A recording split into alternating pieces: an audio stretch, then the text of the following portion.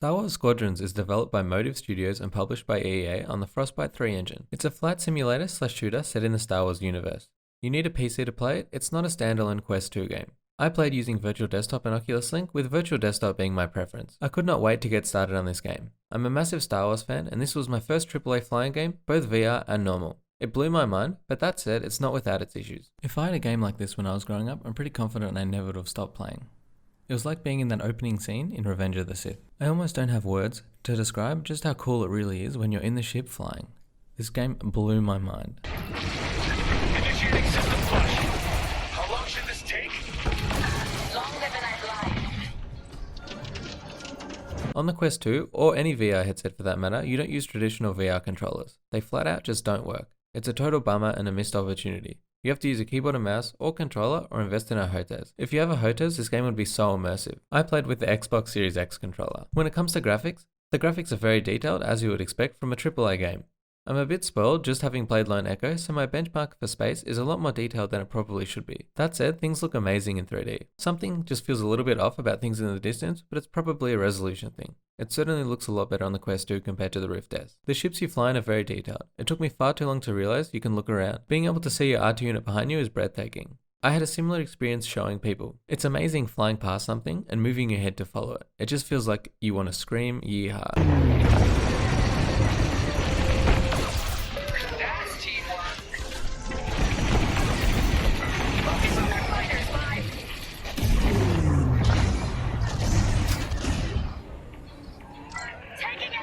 The missions vary quite a bit, and they can range from protecting something to shooting down missiles to a wide variety of things. But generally, you are flying, shooting, and bombing. You can add extra power to your shields, booster, and shooting, and you have to balance everything while you are playing. It comes naturally with some practice. You have a good amount of customization, and you can change the weapons and speed of your ship.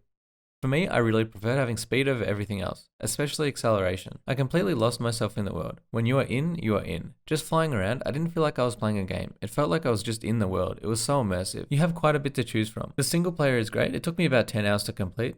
And there's a multiplayer mode and a training mode, which is fun to play around in. The UI is built into your ship. It's really good implementation, and it really adds to the immersion. Markers on the screen don't really work. At least for me, I found them hard to follow and find. Low frame rate probably added to the experience, and I'm definitely due for a GPU upgrade. I'm super grateful Star Wars Squadrons supports VR. That said, I was disappointed about how half-baked the VR experience is. I'm at a point in gaming where if it doesn't have VR, it doesn't really excite me as much. There are exceptions to that, but to me VR is just so immersive. Going back to normal games just isn't the same. The game is in this weird limbo where some things are in VR and some things aren't. Some cutscenes you're watching a screen and some are in 3D space.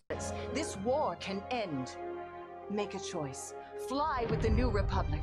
Change our galaxy for the better. But the ones in 3D space you can't really move. You move by looking somewhere and then teleporting to a very specific pre-chosen destination. It reminded me of games like Pajama Sam and Firebox. I just want to walk around. Base 6, you are cleared for welding operations.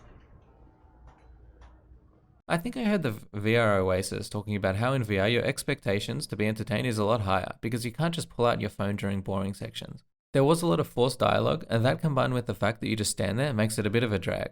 Pilot, so we're going right. I was there. Captain she knows. Politics. Always later.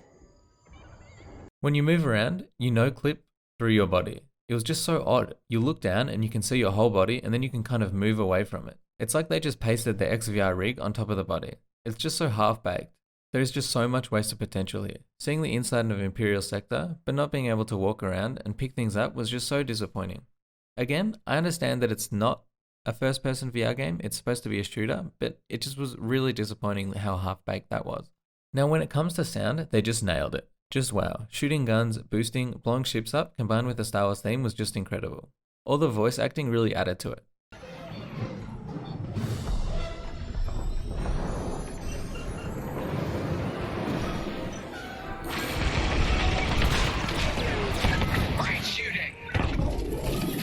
In some missions, you have a group leader on a hologram, and in the cockpit, it was just awesome.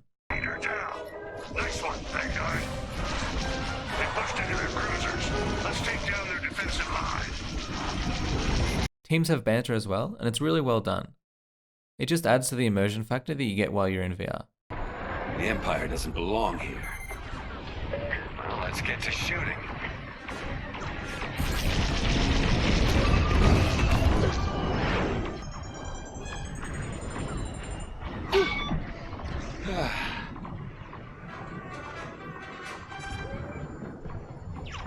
When it comes to post-game content, there's plenty to keep you busy. You have the multiplayer mode as well as the training mode, and I feel like the campaign is pretty replayable.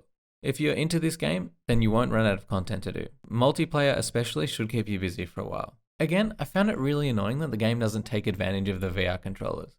You need to use a controller, keyboard, mouse, or HOTAS.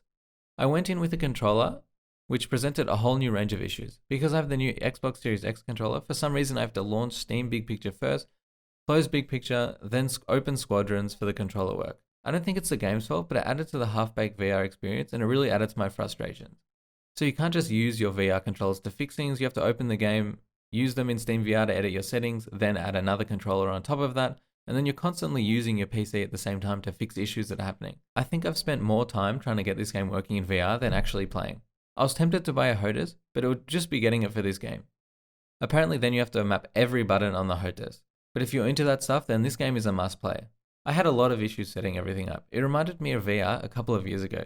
It was just problem after problem. But I will say, when it works, it works. This is a must-play VR game, and it's on my list of games to show people. Thanks for watching. Drop a like if you enjoyed it, and a comment. I reply to every single one. You can follow me on Twitter as well.